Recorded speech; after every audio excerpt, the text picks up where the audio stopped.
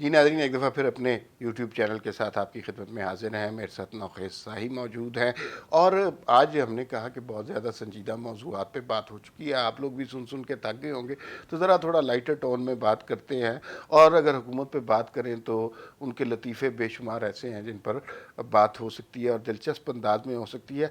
सबसे पहले तो वो बात करनी चाहिए कि नदीम अफजल चंद जो हुकूमत में बड़े अहम ओहदेदार हैं और उन्होंने एक कॉल की थी अपने एक मुलाजिम को, और मैं ऑडियो मैसेज था और मुख्तारा उसका नाम था, और उन्होंने उसको जिस ज़ुबान में जो पैगाम दिया उससे सारा पाकिस्तान लरस के रह गया था। तो चूँकि नौखेज़ के बड़े ताल्लुकात हैं पीपल्स पार्टी में, इनसे पूछते हैं पहले तो बताएं ये इस कॉल का बैकग्राउंड क्या था, उस ऑडियो मैसेज को लीक किसने किया, और फिर उसके बाद ये बताएं हमें कि किस तरह मुख्तारे ने इस पर रिएक्ट किया और आजकल मुख्तारा किधर है। अच्छा, ये मैं आपको चलें, बाकी तो खैर उसमें आपको पता ही होगा, कैबिनेट में भी डिस्कस हुआ, प्राइम मिनिस्टर ने भी थोड़ा नाराज़गी का इज़हार किया। खुश तो नहीं हुए प्राइम कि मिनिस्टर? चंद साहब है कि तुसी जनाब, लेकिन वो बाद में मीडिया के लोगों ने बड़ा साथ दिया, लोगों ने उसको, और वो लाइटर उसमें मूड में ही उसको कह रहे थे, लेकिन थोड़ा सख्ती से अपने अंदाज में।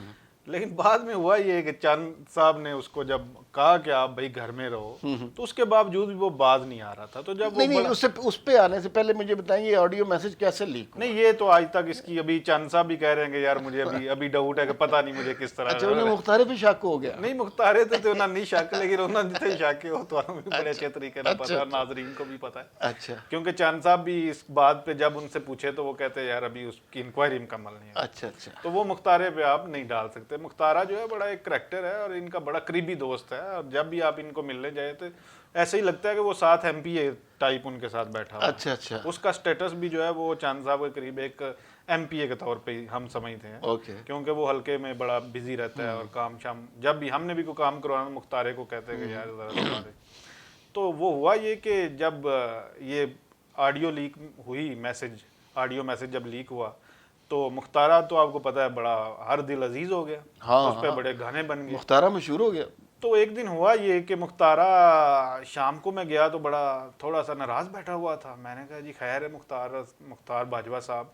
उसने कहा जी देखो जी बस मेरे ना बड़ी ज्यादती है। मैं क्या होया कि ये कहते नहीं यार वो मैनू एक जियो का प्रोग्राम सी तो उन्होंने बुलाया तो चंद साहब चले गए, नहीं तो मैं नहीं जा सका। मैं क्या तुसी क्यों नहीं जा सके? तो वो कहता है जी कि मैं फिर चंद साहब को पूछा, उन्होंने कहा यार मैं लाहौर में था तो मुझे तो साथ था, तो इसने आना था पब्लिक ट्रांसपोर्ट। तो मैं जिस चीज से इसको मना कर रहा हूँ बार बार, हाँ। ये बाजिद है कि जी अब ये बस पे आएगा। उन दिनों हालात भी बड़े खराब थे, तो पब्लिक ट्रांसपोर्ट भी उस तरह नहीं थी, तो जो थी उसमें रश बढ़ाता था।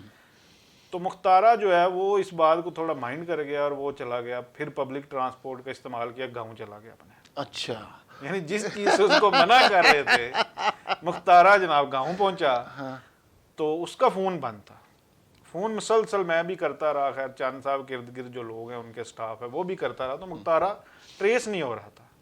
तो 5वें 6ठे दिन पता चला कि मुख्तारे को तो कोरोना हो गया। ओए होए होए होए, अच्छा अच्छा अच्छा। कोरोना भी हुआ और उसको फिर पता चला कि कोरोना हुआ है। अच्छा। फिर वो जब हमारी उससे बात हुई तो उसने कहा कि यार जो चंद साहब कहते थे वो तो बिल्कुल ठीक कहते थे, मुझे जो पकड़ पकड़ के अंदर कहते थे बैठो।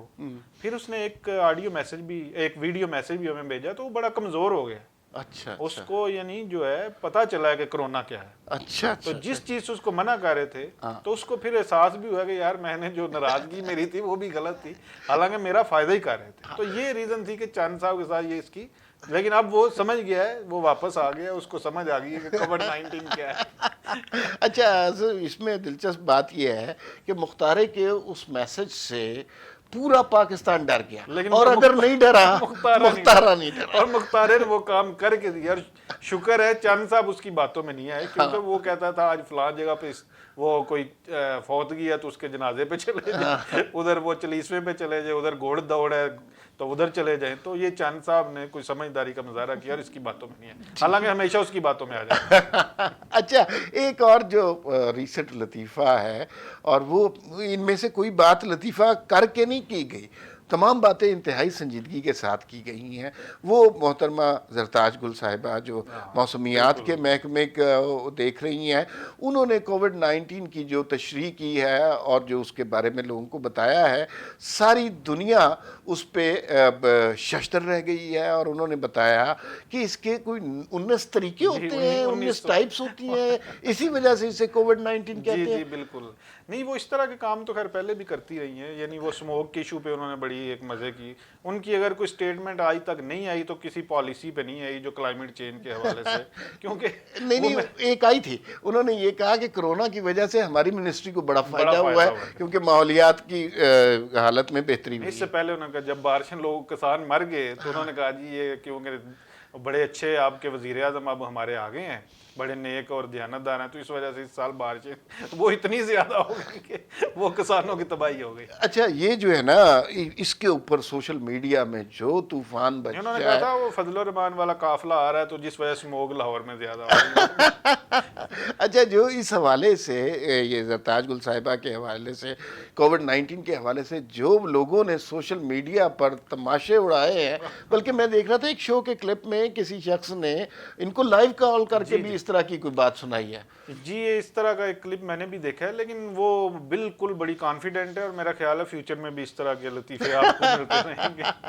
अच्छा, ये तो है, लेकिन अभी एक इनकी मिनिस्टर थी जो अब मिनिस्टर नहीं हैं, उनके भी बड़े लतीफ़े मारूफ थे और वो इंफॉर्मेशन कोई देखती थी, फिरदौस आशिक अमान साहिबा। अच्छा, वो डॉक्टर साहिबा के बारे में मशहूर ये है कि वो जो है उनका लहजा कुछ ऐसा है कि वो बाज़ औक़ात किसी से बहुत प्यार भी कर रही हों तो लगता है कि कुसून मार देंगी। कुसून बड़ा मशहूर होता है। हाँ, वो उन्होंने मेरे ख्याल किसी सहाफ़ी को प्यार से धमकाया भी था इस तरह। नहीं, वो डॉक्टर साहब तो प्यार वाली तो बात ही नहीं, वो तो कभी उनका कोई ऑडियो मैसेज लीक हो गया तो फिर आपको समझ आ जाएगी। अच्छा, वो मुख्तारे से बढ़ के वो मुख्तारे से क्या, जिस तरह की वो जुबान इस्तेमाल करती हैं माशाल्लाह, तो वो तो अगर अल्लाह करे ये अवाम ना सुने। हाँ। और उनका जो एक है वो बरकरार है स्टेटस। हाँ। आप उनको बहुत अच्छी तरह जानते हैं। आजकल क्या कर रही है डॉक्टर साहिबा, परेशान है क्योंकि उन्होंने बड़ा मतलब रोज आदमी मेकअप करके 10-10 प्रेस कॉन्फ्रेंसेस कर रहा हो और अचानक फिर स्क्रीन से गायब हो गया हो तो बंदा थोड़ा घबरा जाता है। डॉक्टर साहब का ये कमाल है कि वो जब पीटीआई में नहीं थी तो उस वक्त भी वो सियालकोट में तो बड़ी इन थी, लोगों के साथ मिलती रहती हैं, लेकिन पीटीआई में जब मिनिस्टर बनने से पहले भी उनकी कोई प्रेजेंस नहीं थी। जाहिर है उनका पीटीआई से तो वो भी एक लतीफ़ा ही हुआ था, लोगों को समझ नहीं हुई आई थी कि ये किस तरह आ गई हैं। पहले तो 6 माह लोगों ने ये एक्सेप्ट ही नहीं कर रहे थे कि ये मिनिस्टर बन गए, पीटीआई के अपने लोग। क्योंकि एक देखें ना, सारे जो फवाद चौधरी को एकदम हटाया गया, फिर उसके बाद डॉक्टर साहब तो पार्टी मीटिंग में भी मेरा ख्याल इनको कभी कम ही बुलाया जाता था पहले, जो इलेक्शन से पहले वाली थी, और आजकल फिर वही हालात हैं। अच्छा, डॉक्टर साहब बिल्कुल उसमें चली गई। अच्छा, कुसून आजकल उनके काबू में। दूसरा एक आखिरी बात जो हमने करनी थी इस तरह के हवाले से, एक बयान अभी पंजाब की वजीर सेहत के हवाले से बड़ा दिलचस्प आया। वो लाहौर से उनकी सियासत है, हमेशा लाहौर से ही वो इलेक्शन लड़ी हैं और लाहौर के लोगों ने उनको वोट भी दिए हैं, लेकिन लाहौर के लोगों के बारे में कोविड-19 की जब बात आई तो उन्होंने जो बयान दिया वो कोई इतना बाइज्जत बयान नहीं था और उन्होंने लाहौर के लोगों की काफी बेइज्जती नहीं कर दी। जी, वो काफी ज्यादा बेइज्जती की थी, लाहौरियों बड़ा माइंड कीता है। हाँ। और उससे बड़ा रिएक्शन आया लाहौरियों ने। हाँ। सर कि जी ये लतीफे तो इन्होंने बड़े मशहूर नहीं, लेकिन मैनू ये साइकी नहीं समझ आती कि एक इस तरह हो सकता है कि एक बंदा जिथों इलेक्शन लड़े गुलाम सरवर खान साहब दा बड़ा लतीफा बन गया, वो सारे पायलटां दी जल्दी डिग्री काट रहे सी अपनी डिग्री तक। हाँ, ये तो मतलब बहुत, और मतलब एक और मिनिस्टर सी वो एक शो जाके फौजी बूट ले आया, मेरा ख्याल है ਉਹਦੇ ਕੋਲ सारी क्रेडिबिलिटी ਉਹਦੀ उस बूट ਦੇ ਹਵਾਲੇ ਨਾਲ ਸੀ। ਉਹਨੇ मेरा ख्याल प्रोग्राम को थोड़ा लेट नाइट सी। हाँ, लेट नाइट समझ नहीं आती। अच्छा, ਤੇ ਦਿਨ ਦੇ ਟਾਈਮ ਜਿਹੜੇ ਪ੍ਰੋਗਰਾਮ ਹੋਣ ਨਾ ਉਹ ਭਾਵੇਂ ਵੇਖ ਲਿਆ ਕਰੋ, ਲੇਕਿਨ ਪੀਟੀਆਈ ਦੇ ਜਿਹੜੇ ਪ੍ਰੋਗਰਾਮ ਹੁੰਦੇ ਨੇ ਨਾ ਲੇਟ नाइट, ਉਹਨਾਂ ਤੋਂ ज़रा ਤੁਸੀਂ परहेज करया करो। अच्छा, ये जो लतीफ़े हमने आज ये लतीफ़े एक और है, वो रह गए पेट्रोल वाला। हाँ, 15 दिन पहले सस्ता हुआ है। हाँ, अच्छा 25 रुपए महंगा हुआ। अच्छा, किससे बड़ा लतीफ़ा क्या हो सकता है कि पेट्रोल सस्ता हुआ, पेट्रोल गायब हो गया, पेट्रोल महंगा हुआ, हर बंदे को मिलना शुरू हो गया और लोग जो पीटीआई वाले हैं वो देखे इमरान खान ने एक सर्कुलर से मुल्क में पेट्रोल की किल्लत खत्म कर दी। अच्छा, एक और टाइम थोड़ा, लेकिन एक ये देखें ना, अभी -1 वाली बात है। हाँ। ये किसी अपोजिशन ने नहीं की। हाँ। और वाडा साहब कह रहे हैं मैं उसकी गर्दन उड़ा दूंगा। ओ यार इस तरह ही होता है, जिथे हादसा हो चुका होता है ना उत्ते पिस्तौल लाके टुर जाता है। तो ये इसका मतलब है कि ये बड़ी अहम बात कर दी आपने, को हादसा हो चुका है। तो ये अब सूरत हाल ये है कि अगर हम गौर से देखें इन सारे वाक़यात में एक दुख का पहलू नज़र आता है कि जो लोग हमारे हुक्मरान हैं उन्हें हमारे हालात की कोई अंडरस्टैंडिंग नहीं है। मज़ीद किसी और प्रोग्राम में मुलाकात होगी। अल्लाह हाफ़िज़।